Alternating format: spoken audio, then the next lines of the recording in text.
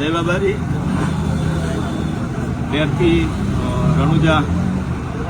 પગપાળ સંઘ આજે બપોરે બીજા દિવસના બપોરના ટેટોડા મુકામે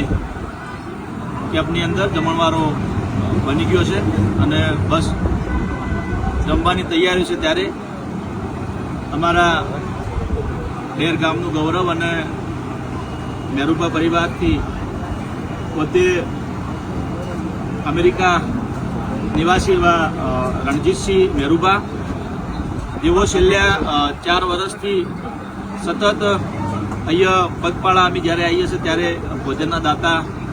સતત 4 વર્ષથી ભોજનદાતા તરીકે અમને બધાને સંઘમાં આખા ગામના જે રણુજા જતા હોય છે એમને ખૂબ સારા જમણવારના દાતા હોય છે અને સાથે સાથે ખૂબ આનંદની અને ગૌરવની વાત છે કે રણુજાની અંદર દોદરામ મહારાજ જે ગુજરાત સનાતન ધર્મશાળાનું નિર્માણ કરી રહ્યા છે અને ત્યાં કામ ચાલુ છે ત્યારે શરૂઆતમાં ત્યાં રાજસ્થાનમાં આપણને બધાને ખબર છે લાઇટની ખૂબ તકલીફ પડતી હોય છે ત્યારે એ વખતે અમને કીધું કે દાતા કોઈ હોય તો આપણે તકલીફ ખૂબ છે ત્યારે અમે એમના દીકરાને આશીષસિંહને વાત કરી હતી ત્યારે એમને એમના પપ્પાને વાત કરી રણજીતસિંહની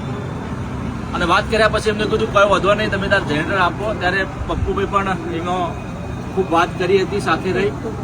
અને આખા પરિવાર મળી અને રણજીતસિંહે વાત કરી તમે આપો તો 7.5 લાખ રૂપિયાના ખર્ચે રણુજામાં અંદર ગુજરાત ધર્મશાળાની અંદર જનરેટર દાન કરેલું છે તે બદલ એમનો ખૂબ ખૂબ આભાર માનું છું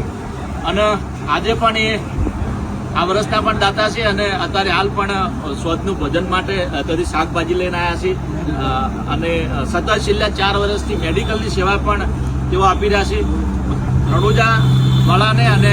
રામદેવપીર મહારાજને પ્રાર્થના કરું છું અને દ્વારકાવાળાને પણ ખૂબ પ્રાર્થના કરું છું કે આવા પરિવારને સદાયને માટે સુખ શાંતિ અને સમૃદ્ધિ મળી રહે અને એમના અન્નના ભંડાર ભર્યા રહે અને સતત આ રીતના સામાજિક અને શૈક્ષણિક રીતે અને દેવી દેવતાઓની અંદર ખૂબ દાન એમનું વરસતું રહે અને એમના અન્નના ભંડાર ભર્યા રહે એવી પ્રાર્થના કરું છું રામદેવપીર મહારાજને અને બાબારીને.